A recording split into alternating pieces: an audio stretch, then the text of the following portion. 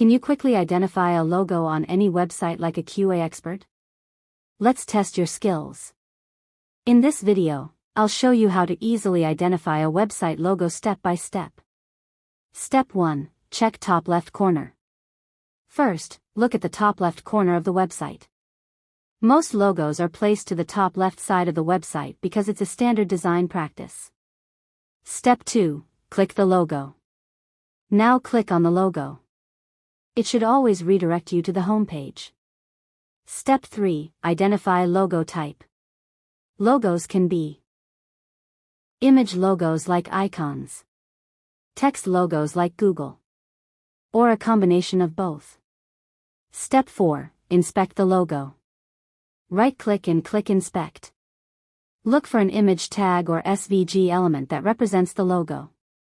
Common issues. Watch out for these bugs. Logo not clickable. Broken image. Wrong redirect. That's how you identify a logo like a QA pro. Follow for more UI testing tips.